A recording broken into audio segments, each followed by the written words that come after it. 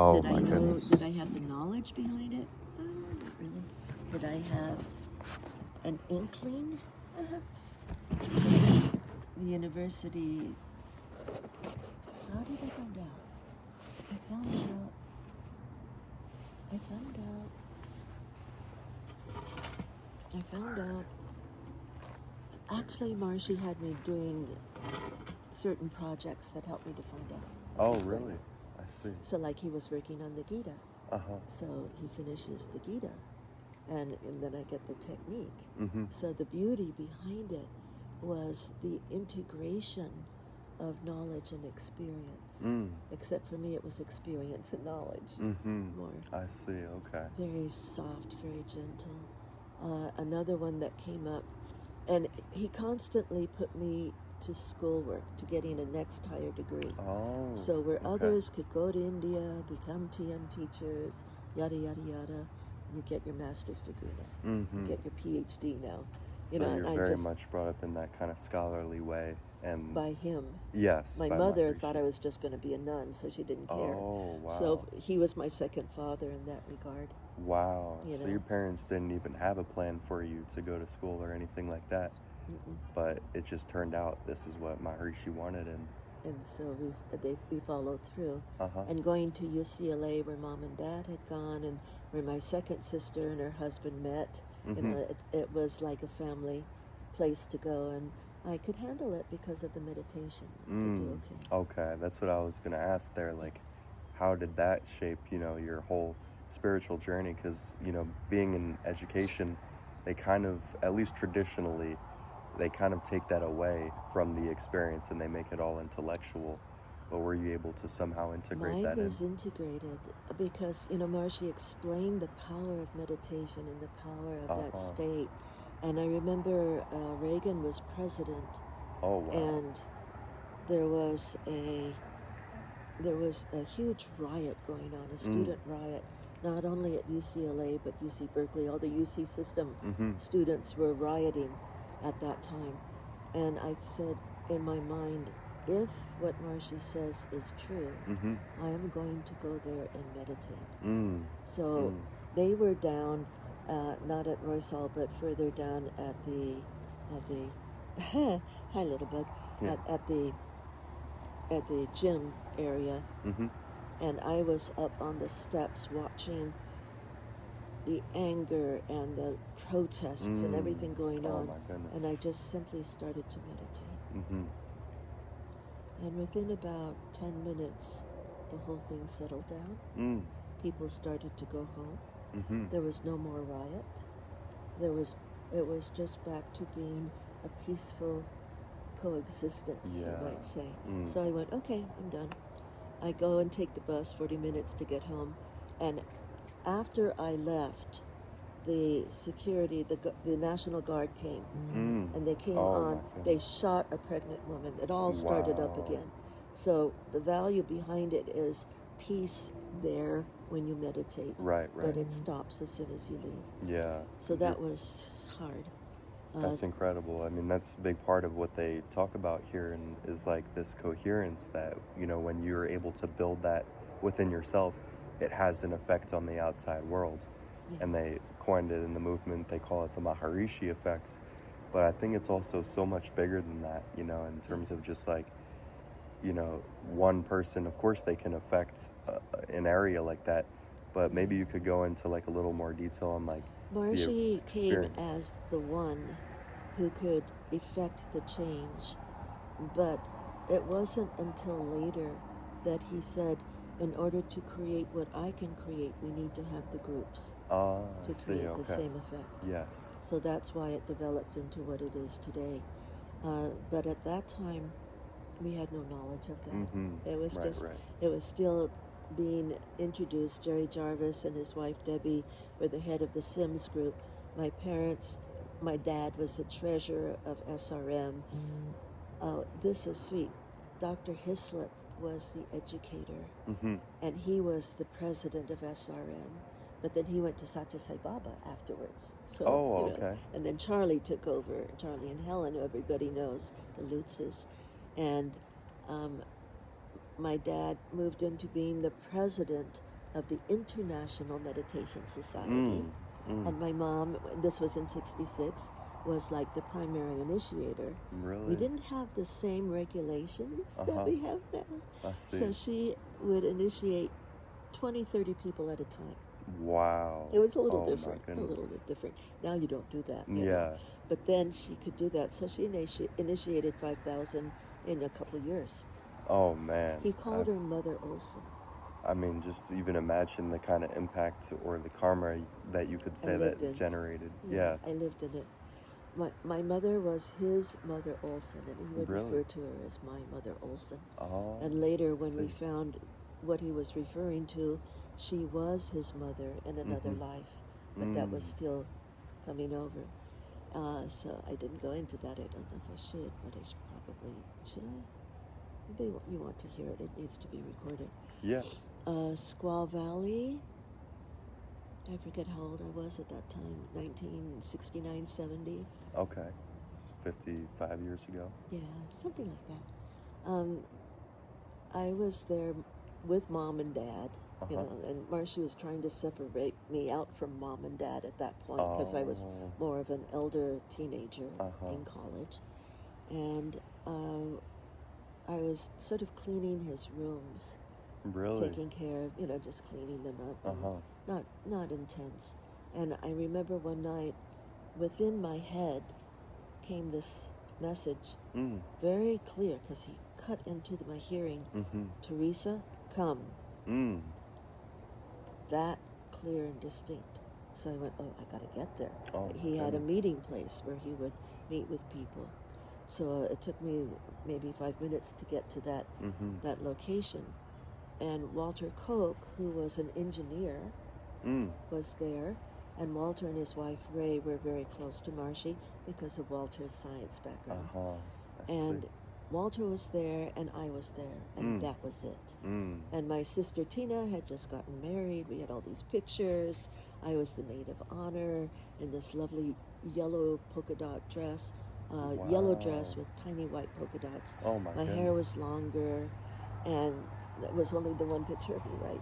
So I showed the pictures to him, and he came to that picture, and he went, yes, the resemblance to Mother Mary still is there. Really? So we're talking Mother Mary, like the one from the Bible, and that there's a resemblance to you. The resemblance is still there. Yes, this body contains still that essence. Yeah. And so afterwards, when Walter and I were walking, he says, did you know you were her? And I said, I thought it was your child. And I said, Walter, whatever you do, don't tell anybody. It's hard enough as it is that Marshy stayed in our home and we have this relationship with him. So now I'm coming out more to let people know that that is my Dharma. Wow. And he wanted me to be the mother of the movement, but I couldn't do this movement. Really? He offered that to you, to be like the mother, almost like... Mother of the movement, Mother Olsen again. And I oh said, my goodness. It did not jive. You know, it's a very special role. Of course. But the jealousies were so strong. Yes. I guess I had to go through what I've gone through the last 7 years to dissolve and neutralize that. Yeah. Now I can do the power that I need to do. No, that brings up a really good point too, because I mean, I've talked with a lot of people that are really big into like awakening the soul, and they want to help the world as much as possible. But oftentimes, if you have to build up, you know, this image for yourself, and you have to maintain it, then it can almost kind of prevent you from even being the person that you're meant to be. It corrupts the ego. Yeah, exactly, and it prevents you from accessing deeper into the soul. And it sounds to me like that's what your whole kind of life has been really focused around, you know, and dissolving that ego. Yeah, exactly. And so, you know, that's why you decided to go down this other path and to really refine that. So what I realize now, because my mom asked him in 59, Marshy, did you come for the end of the world? And he said, no, I came for the small destruction. What we are witnessing now is the beginning of the small destruction, and it will affect everybody. It's just starting. This is what we were talking about before. This is like the Sat Yuga that you had mentioned. Is that right? Eventually. Eventually, yes. We're not there yet. We're transitioning, and the demons are very desperate to hold on to the blackness that they've created. So that's the issue. And I realize now, I had to figure this out, that I am not here for the people. I am here for the phase transition. Right. For I was born at this time to help with the transition into a golden frequency. And that's going to affect people, yes, but it's a little bit more cosmic. Yeah. Because it's it not takes only in the galaxy, not just... Right, exactly. Not just humanity. And this is all of life as we know it, essentially, is being affected by it. And the role as mother in the movement was a very nice niche. Right. But it would have prevented this from occurring. Yeah. That was the thing. So it's accepting who I am and working with the time value and connecting.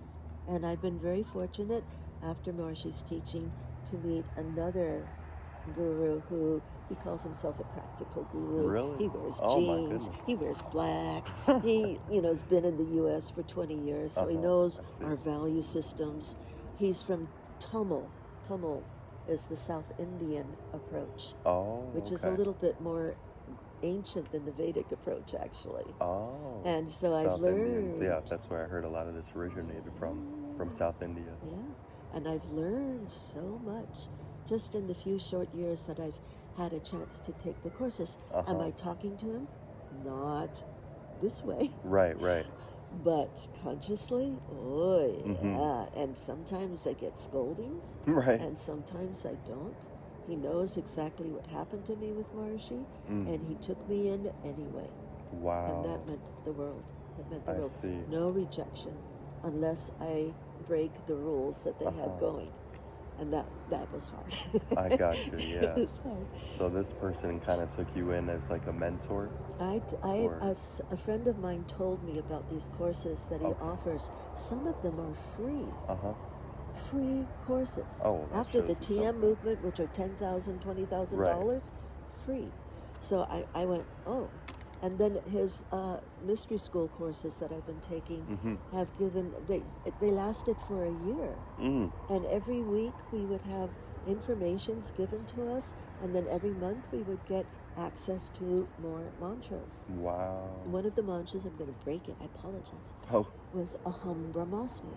Aham Brahmasmi. Which is a state of pure consciousness in the state of Brahman, which we talk about in the TM. Yeah. Have you ever thought to use it as a mantra? No, that is so interesting. Yeah, so the elders, as I call them, have designed this life to make sure it's complete. I see. Part of, when Marshi was working in Lake Tahoe on Brahma Sutras, which is about Aham Brahmasmi, if you will, I was again there for a few days as a kid, so I'm not allowed to stay the whole time. Right. And when I was there, he had two rooms. This room where he and Vernon would meet, and this room where the rest of us would sit down and observe, but not disturb. Right.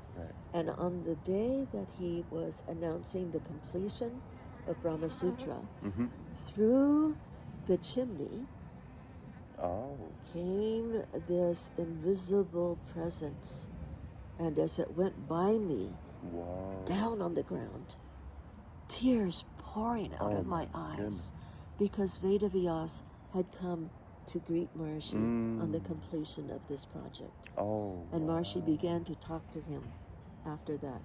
Tears. And I know when I cry now that there's usually something like that close by. And so I finally pulled myself together, and Maharishi says, now we'll go back and we'll rest. So I ran out the back door where we had all come in to greet him, just shake your death. He came directly to me and gave me all his flowers. Confirmation again of what I had observed.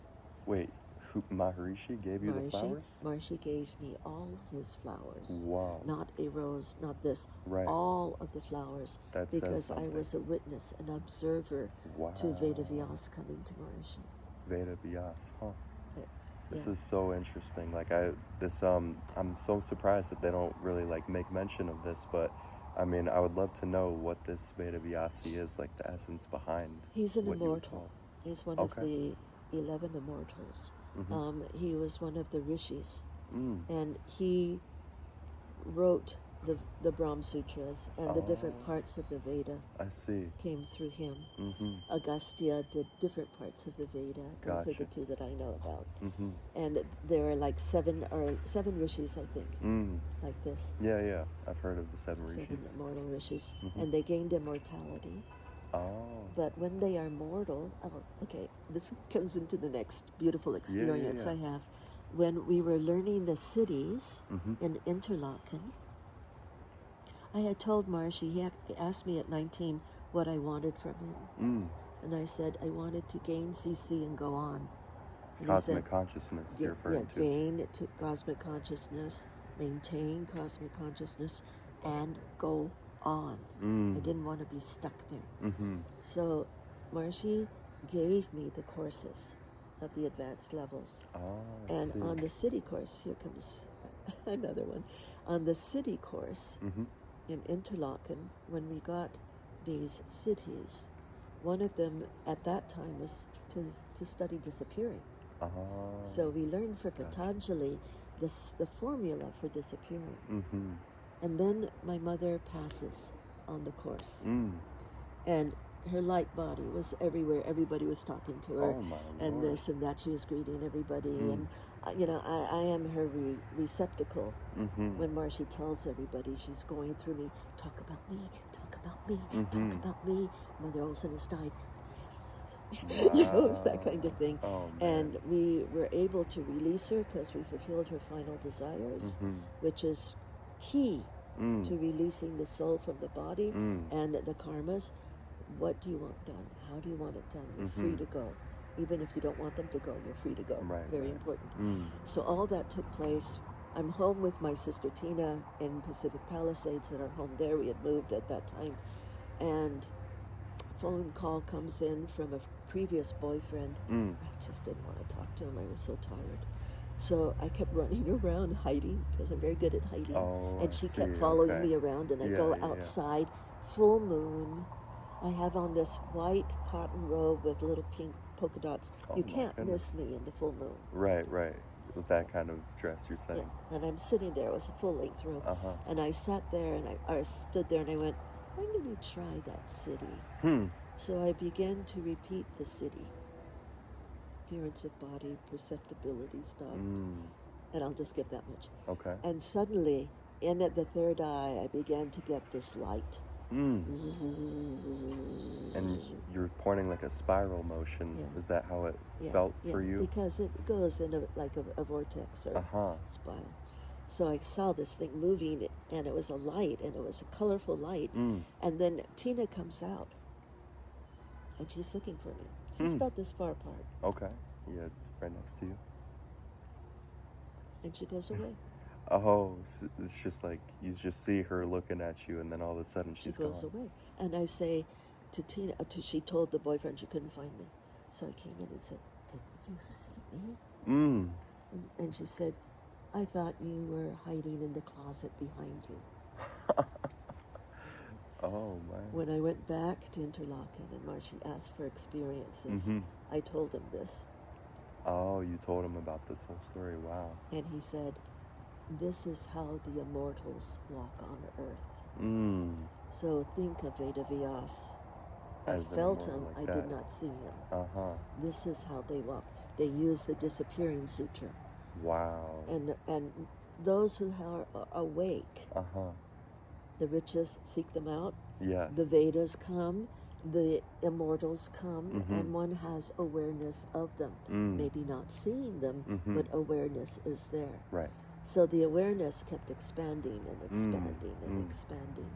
And it was natural. It wasn't a big deal but it was happening. Yeah. And at one point on my birthday, Marshy whispered to me, just muttered basically, the four Mahavakyas, which they give when you reach unity.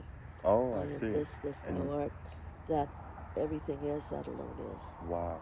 And this is what they say in the movement is like the highest state of consciousness one can experience. Unity. Well, Brahman is integrated unity. So yeah. Wow. So. Oh, I see. Okay. Yeah, unity. It's like right next to that Brahman. Yeah. Uh-huh. Yeah, it's like going around, like I'm doing now, taking care of everything, but the consciousness is expanding. It's not being obliterated by action. I got you. You got it. Yeah. So that was very special to me because I went, I did something right. Yeah. I was never sure. Goodness. At some point, I had he put me in charge of the news service, the World Plan News Service, international news service. I had no knowledge of news. I read the comics in the LA Times. Right. Nothing. And all of a sudden, I have to write press releases, conduct press conferences, get the press releases, the press informations together, do all that. I had no knowledge. So I did the best I could with nothing. And slowly we developed it a little bit at a time. Wow. And at one point I finally was able to hold a press conference where we had 75 press come from all over Europe, which was huge. Only he went to Zurich or Geneva instead of being there for the press conference. And I went, okay, I've done my duty. And Larry Domash had invited me to MIU. And so I decided to come here and be in my own laws of nature. Yeah, that's incredible. I mean, I want to highlight maybe what you seem to have been indicating is that after you experienced or you unlocked sort of this state of that unity consciousness is then when you were given that role. No, I had it before. Okay, you already had it. I need a little drink, excuse me. Yeah. Take your time. I have one too, this incredible Vata tea that you I found it. He put me in the news service right after my dad died in 1970. I see, okay. This was 75.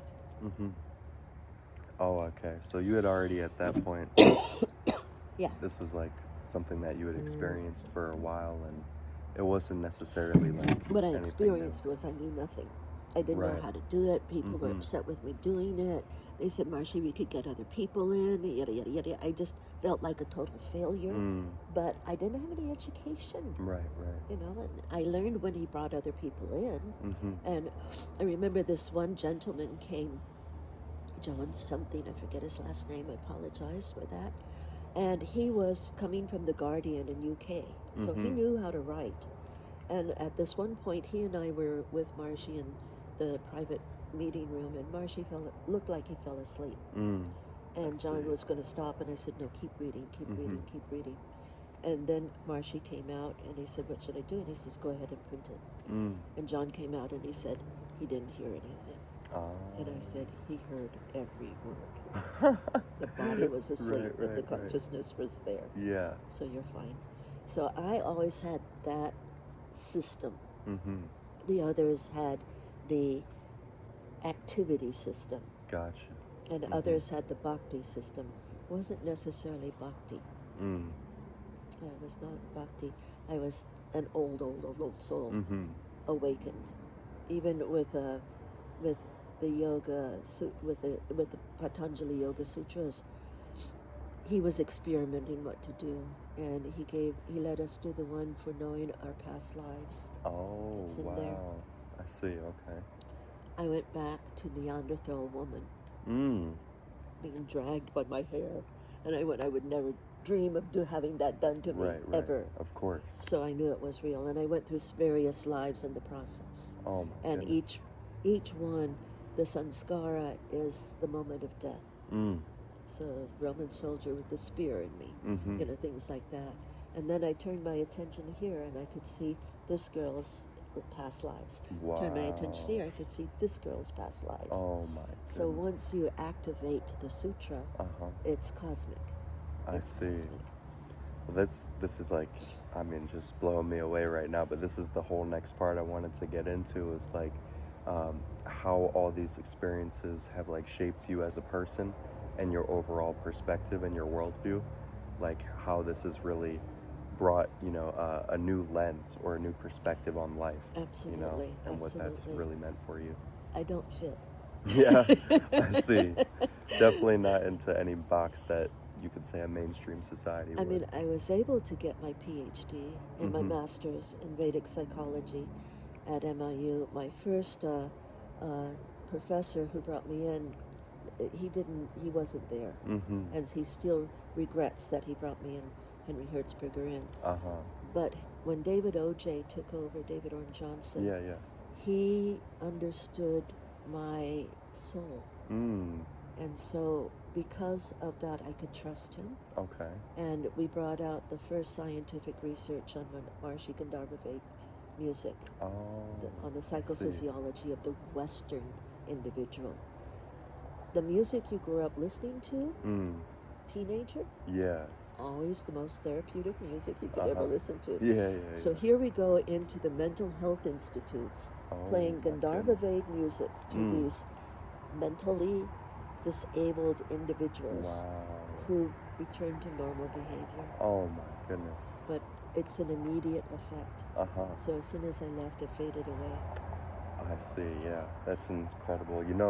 That brings up something I just saw literally yesterday, was that it showed how important the sounds and the vibrations are to our physiology.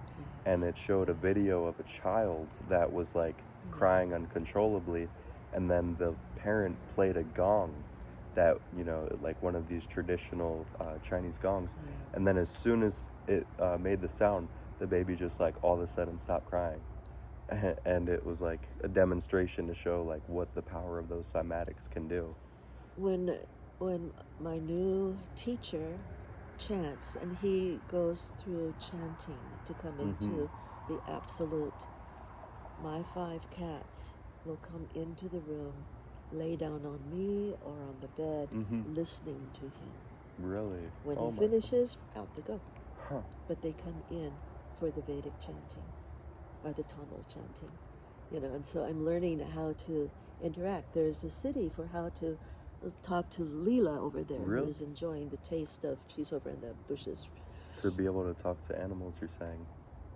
Wow. I mean, I've actually met a couple people too that claim to be animal whisperers. And but, they are. I mean, not even claim, like I've literally seen it too with my own 2 eyes. Like they just like automatically listen without them having to say anything. It's an automatic system. Yeah. And in some people it's more developed than others. So like I had to be taught by my friend that I told you about you put the attention in the stomach area, and do not put it in their eyes. Predators I see. stare. Yeah. But if you look down here, they're more comfortable. Interesting. But by practicing Sanyama on the sound, one gains knowledge of the meaning. Wow. Oh my goodness. So we deal on that level with them. They know. They know more than I do. Yeah. At this point, of this course. little baby over here, I did go to an animal communicator. She was 9 months in a shelter. Everybody else had been adopted, and I looked at her eyes and I said, "You come with me." Wow. This is her first life on Earth. She came from the Pleiades. I see. So everything is new. Yeah. And so sometimes we have a little interaction going on. Oh my goodness. Which is very sweet. But That's so when funny. you know what's going on, you understand how much they interact with you, how much they know. Dogs seem to be a little bit more connected. Cats are a little bit more separate until they hear the chanting. Gotcha, yeah. Like the little child. Wow, so I mean, this is like you just took us into like a whole nother direction. I want to just ground this down into a very easily understandable way. So I mean, aside from just like the mention of the planets and like the Pleiadians, which I've had definitely some connections with as well, so I get what you're talking about there. Like a lot of friends I met growing up that claim to have been from there, and I always wondered myself why I would meet so many people that claim that, if that could have also been something from me in the past life too. But just to like make this kind of more Okay. easily approachable. For the upcoming generations, Yeah. my generation, pretty closed, into drugs, to have a Right, deep right. experience. Their nervous systems got sort of shattered, let's put it that way, through the experimentation. And so they're into all of these other techniques. Right, right. The newer generations Mm-hmm. coming up already are established, Right. but they need to have confirmation Mm-hmm. because now they're in this human nervous system that doesn't work the way they expected it to. Mm-hmm. And that is the training. Uh-huh. That is I the see. training, to understand that they know, to work with them so that as they know, they can progress and not be scared. Mm-hmm. Because it's a little scary at Yeah. times. Oh, of course it is. Yeah, especially, I mean, you know, when you talk about star seeds and things like that, it's like Yeah. for people to think that I'm not alone here, you know, and Yeah. that there's actually other life forms out there that have been around like way longer than what we've been told. It's like almost all of our history at that point gets like, you know, you have to question everything. And that's really where I wanted to lead this into, is like, I think at this time in particular, like you said, with this, you know, newer generation and everything that's going on in terms of like technology and how reliant people become on that, you know, towards something external to like know the truth. This is where I think we're really getting to the juice. Like, how can one be able to determine what is true for them, and like how, I guess we can speak from your experience. What came out as you were saying that is that there needs to be a more familiar connection to the land itself. Yes. Does that mean we become organic, that we do this and that? No. It means walk on the dirt. Be in the woods. Yes. Talk to the trees. They're in dream state of consciousness. Connect to everything that is around us, even the little bug flying on me. Yeah. And see them as part of who I am, not as separate from who I am. And that is how consciousness expands. When we don't have obstructions, then we only have constructions. Yes. And that's what I it's love all that. about. It's such a beautiful state. Not everybody understands me. And with Marshy, at times we did things together to remove demons, because we all come in with, you know, as Christ said, we have all these demons inside of us. They got to come out. Yes. Marshy took a lot of them out of me, but some people have decided that I embrace and work with demons. It's not that. Right. It's that you have to see that level also as an aspect of the cosmic value. Of, yes, almost like of the self. Exactly. The capital They S have self. their role. They are tamoguna. That is a role in creation. You remove it, and the whole thing falls apart. So put it into perspective. There is this one beautiful story that I remember from the Puranas, where this one demon was fixated on Krishna. Gonna kill him, gonna kill him, gonna kill him, gonna kill him. But he was so fixated that when Krishna killed him, he gained complete and total enlightenment. And it was the one-pointed attention that did it. Wow. So at this point I went, okay, what we need to do is take away fear and loving kindness and compassion. Those are the characteristics of the New Age. Wow. Do that with So everything powerful. you hate, literally. Yeah. And that hatred comes from ego. I am better than you kind of thing. Right. We find that even in that level, there is some divinity. Oh, of course. And that's the fun of life right now. I mean, this body not working so well. Right. Find God in it. I have to clean out their kitty litter. Yeah. Find God in it. You know, I have to. Every small I'm experience. now not even wanting to kill the spiders anymore. Right. They're godly. Man. They're godly. The little bugs that are coming on me are the ladybugs and this and that. They're godly. And so I have to learn to drop my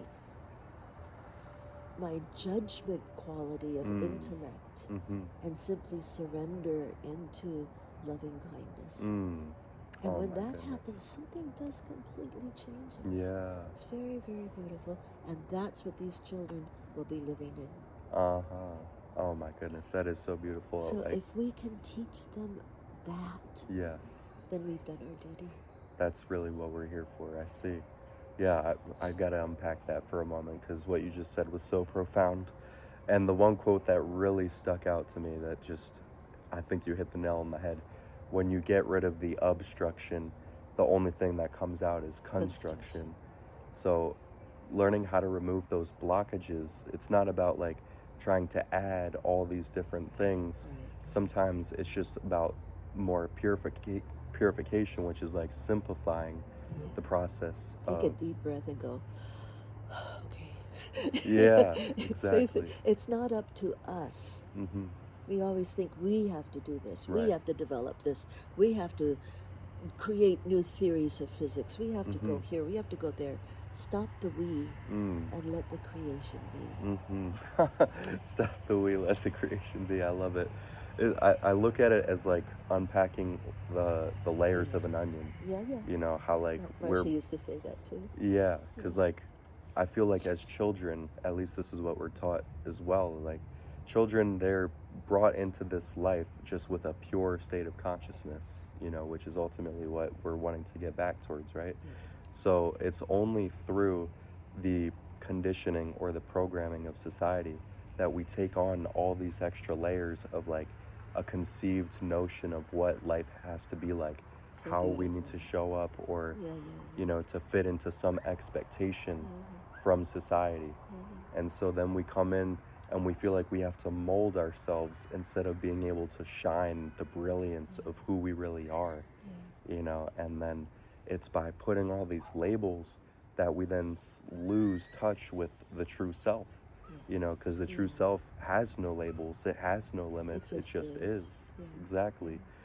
And so I love that, like, especially when you return back to nature. I notice for myself, like, the more time I can spend outside, and especially meditating or just bathing in like a natural body of water, like, and you get in tune with these elements, you start to realize like there's a intelligent force, like no matter what you want to call it, God, nature, the universe, whatever it is, that's making all of this stuff happen without our awareness of it.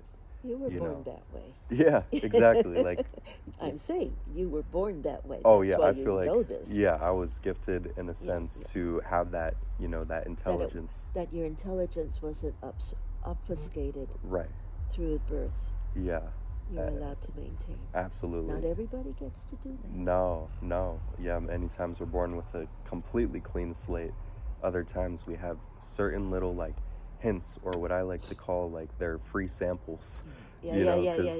It's stuff that you know, you have like the ability, like life will just show you and present you with these opportunities, but then it's up to you to take action so you can harness and refine that, because we also have the free will to choose, of course, if we want to enhance those gifts or if we want to do something else.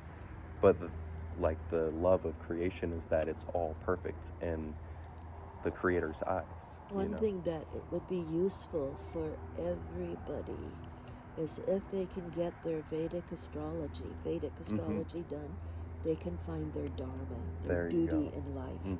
Once you know your duty in life, you can sort of, take the pie slice and zero in. But if you take all this other stuff that's extraneous, you'll feel uncomfortable. And that is because you're not in your Dharmic path. My Dharmic path, well, I finally figured it out. It's also communications. What you're doing for me right now is very beautiful. Wow.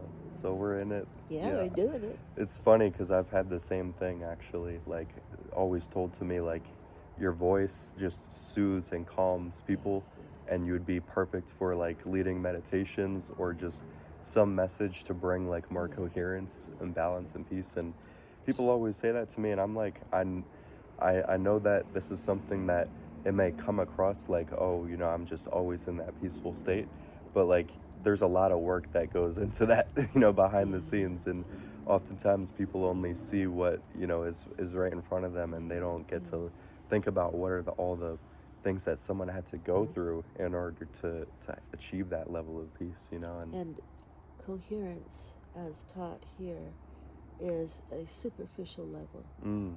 And what they call wholeness in the ocean and all that is superficial levels. There's something so much better. Yes. Which isn't taught, you know. And once you get into that domain where the devas are lively and you get to talk to them and shake their hands, they call you sister or they'll call you brother, you know, and you can go to the healing planets and they'll take care of this and that. It's sort of fun. Oh, sure. But that's There's not part of nothing this more program. fun. No, of course. And understandably so. It's like if you advertise this publicly and promote it in that way, it's like people are going to shut it down automatically because they're so far removed, then that they just can't make sense of it. And like the thing about, you know, life, I guess people in general, is like if they can't understand something, that's what they call crazy, you know. And they put We had a saying in Salisbury, you know, when we were doing all our work and this and that, we'd get together either in the staff kitchen or close by, and I think the men came up with this. Either I'm getting enlightened or I'm getting dead. Yeah. You can tell the difference at that point. Oh, absolutely. Because Maharshi really put us through the works. Some of the things he had us do, we couldn't conceive of the origins or the endings or the purpose. We just had to do it. Yeah, because you just, at that point, you know. To break the intellect. If you don't know The what you're barriers. doing, you can't make decisions about what you're doing. Exactly. You know, you just have to be like a little child. Yeah. Unless you become a little child, you can't enter the kingdom of heaven. I love it. Yeah. You know, that actually reminds me too of another quote. This was my biography on my social medias for a very long time when I was just a teenager growing up, but it stuck with me for so many years, and it said, if you live your life without facing death, you die without ever having truly lived. Very beautiful. Yeah. That's really true. In my eyes, what I take that to mean is that when we think about death, you know, most people, they only think about like the death of the physical body, but we're actually, the way that other cultures see it, they see death as a transformation, and they don't see as death as like the end of everything. It's like the end of one thing to be born into something new.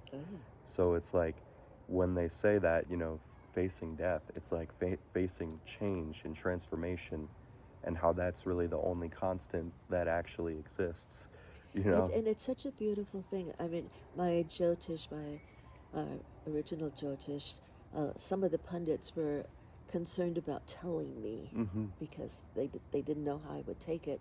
But Jesse Mercé told me the truth, that I have an affinity with Lord Yama, the god of death. And what that means is that as the frequencies of the death process begin, the openness to what comes, I can help them into that state. Oh, wow. My dad, my mom was starting to die. She had a brain tumor, and my dad was concerned about it, and we were there. And at one point, it was very delicate, and she went into the Elysian fields. They do exist. Oh, yeah. There's a movie about it, too. And then my dad, that's when he started to die, She told me that's when he began to go. But I was there with her. I could see it. I could observe it. I went, this ain't so bad. No, definitely not. That's what they say. Your body like that isn't heaven. Working isn't affecting the ability to enjoy anymore. That's heaven on earth. Yeah, exactly. On earth, so to speak. And I could help my father when he transitioned, and then I really helped my mother when she transitioned. You did. You know, and I call it a transition. I Yeah, don't call exactly. it a death. That's the very body is temporary, unless you want to become immortal. Right. Frankly, no, thank you. No. I don't want to do it. Yeah, neither do I.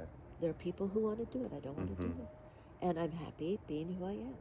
So for those people who transition like that, there are people in town now who have been trained how to do it. Yeah. But, you know, can help them through. Like this big storm that happened the last day or two was because a very highly evolved soul just transitioned. And my mother pointed out to me when Dad transitioned that when the high souls begin to enter into heaven, Mm-hmm. the storms come that shows the opening of the doors. Oh my That's how goodness. she called it. I So I always literally, expected. as soon as you said the word storms, I literally saw in the background there was like a flash of like lightning or something. Like that just Yeah. added so Yeah. much effect to what you said. But Confirmation. yeah, and that doors. Yeah. is so powerful too. Hi, I love you. Yeah. Oh my goodness. Like I think to really hone this in and to give like an actionable message then for people to like be able to take out of this, for anybody. Challenging. I was just spilling the beans at Yeah, this point. yeah. Oh, and it's, I mean, incredible. Like, What you can't have even to tell you. do, if I may jump in, Yeah, is just be comfortable with you. yeah. Mm. It's not the diet. It's not the fasting. It's not any of that. That Mm. is you choosing for that. Yes. I remembered when Triguna came to Fairfield, to the university, and I said, I'm overweight. I can't seem to lose it. He said, I'm overweight. And I went, oh. Really? Overweight does not Oh, my preclude consciousness or non-consciousness. It's just something the body is going through. Yeah. So learn to use it. Find all of the light, make it work, and make it dynamic. And it's just a different dynamic from what our society teaches us. Yeah, absolutely. And so I've had to learn to be comfortable because I have to rest. I'm not allowed to do what these marvelous people do. I can't do it. Yeah. I'm not this life. Of course. I have to rest. But that's following what the elders wanted. Oh, so man. thank you for being active. Of course. And dynamic. That's what I think. I mean, like what you said, it's the balance between rest and activity, you know? So like when you're able to allow the body to sink into deep rest, then you are able to synchronize your brainwave state so it can attune to the natural patterns and rhythms of the universe, of creation. And then eventually that energy, that life force that exists all around us starts to work through you, you know, and then instead of you thinking you have to be the one doing all the efforting and all the work, it's like life is working through you, you know, and that's, I think, the most beautiful, boundless, like highest potential state that a human being can live in. Little keys that can open up those closed doors. Yes, exactly. And if you want them, ask for them. The trick that I've been taught is if you don't ask, you won't get. So if you want $1 million, ask. Yeah. If you want ultimate consciousness, ask. And things will come. It doesn't matter who you are. It just matters if you ask. So Lord Christ had to say, ask and you shall receive. And the same is true today. If you don't ask, you don't receive. Oh my goodness. You know, that I want to at least do an asking right now or just a little prayer to ground this in. Like for me, what I've always wanted the most is for my soul to be the most enlivened that it can be, so that I can be the most coherent, clear, and fulfilled version of myself in this life that will then allow me to impact others in the world outside in the greatest way possible, you know, and to then use that power or use that ability to manifest this heaven on earth, you know, and to give that to as many beings as I possibly can. You were born at the right time, in the right place. This is what I'm being told. You were born in the right time, in the right place, and you have the right desire. So just stay focused, and everything will be given to you. At the right time, in the right place. No, that's so key. I appreciate you saying that, but like the focus, you know, that I've heard it so many times, like focus is the greatest currency that we have in this life, and especially in this day and age. Like the little children. Mommy, I want the ice cream. Right. Mommy, I want the ice cream. Mommy, I want the ice cream. Right. Same principle. Yeah. We just have to be children. And as children, we ask. You know, because that is the innocence. Yes. And in the innocence is the fulfillment of creation. What, Leela? What do you want? Wow. Yeah, and that brings me to like how this is such a beautiful sanctuary you've created Thank you. here, and it seems though like you have also a very deep connection with the nature that you live in, the animals as well, and like how that seems to be a big part of what your dharmic path is. Yeah. But maybe you want to like just end us with a like statement on what you feel ultimately like that you're here to do. When I was growing up, I didn't really have the pets. My third eldest sister had the cats and the this and the that, and we'd be able to pet them and everything, but they were hers. Mm-hmm. And Marshy didn't really have an affinity for animals Oh, because he felt people were drained when they had mm. pets. That was based on this one lady who had 30 cats in Oh, a wow. one-bedroom apartment. Oh, She was I've pale. never heard of anyone like Yeah, that. she was pale, but Oh, she was man. very beautiful, Jacqueline. Mm-hmm. And so he got the idea that having pets would drain you Oh, as a I result. see. But there was this other aspect of how in the vicinity of Gurudev, the lion and the lambs or the deer would lay down one by the other. There was so much peace that there was no negativity between them, no eating, no any of that. When I came here this past time, it was rest, and the the others, I'm just going to call them the others, didn't quite get it. Right, So a right. shunning began. And since I couldn't be with humans, I said, I'll be with the animals. And I will learn unconditional love from caring for the animals. Wow. This is my service to the divine. Mm-hmm. And, you know, there are some times when I wish I didn't have to because you don't get a break. It's Oh, 7 yeah. days a week. I get that. Winter, summer, the whole thing. Yeah. So I It's a have to state of learn being. at all times to be giving. This is my mother. This is Yes. caring and being with them, but not overdoing it. I mean, the raccoons who come, they get marshmallows and they Right, get right. candy and they're going to get the cake tonight. And, Yeah. you know, they get all these wonderful things in addition to the protein that they want. So they're I see. very happy, Oh, I can imagine. but they're that. very Right. hungry. Yes. And the deer, they know that I will come and care for them. They're still a little bit cautious. From the Native American, they will go about 10 feet and go in a circle and come back. Well, it's getting to be 5 feet, you know, Right. but I'm not It's pushing. inching its way. They hear my voice, they know what I'm going to do. Very simple, very easy. The cats know they have more control over me than the others, Oh, but yeah. it's unconditional love, not control. Unconditional love. And it's very difficult for a lot of people to understand that. To know But what that means. when I began, I realized this is my service, my Dharma to the divine. Because if the animals are at peace, then the people can start to be at peace. And people aren't at peace, not even in this community. No, of course. I think that's the most rare commodity that you would often find, especially even amongst those that have the most material success, you know, because they have so many responsibilities then to take care of that the stress can sometimes take over, you know, and they're not able to settle. Power oriented and, Exactly. and judgment oriented, and they're not necessarily making the judgment calls as they think they are from the established innocence. When innocence gets established, then God can act. But until then, you know, we sort of interfere. Yeah. Oh my goodness.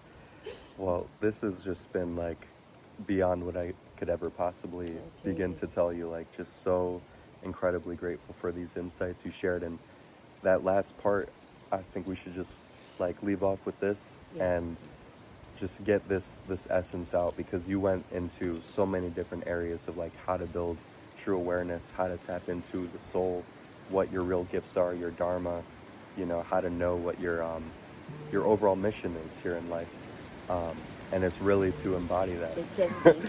It's in me. It is. It's in the air. Yeah, that unconditional love, as you mentioned, and to really be able to access the truth, like that love is the key, you know. So that's what it seemed like out of everything. That's what I really got out of this. And, you know, I think that if we pursue that, you know, that truth, no matter how difficult it gets, no matter what comes up in the way, it's like life will always learn to work through us and express itself through us and That's give the us goal. everything we need. That's the You goal. know, so So on it's that so level, beautiful. before we get blown away, Yeah. until the next time. Absolutely. All right. Thank you so much.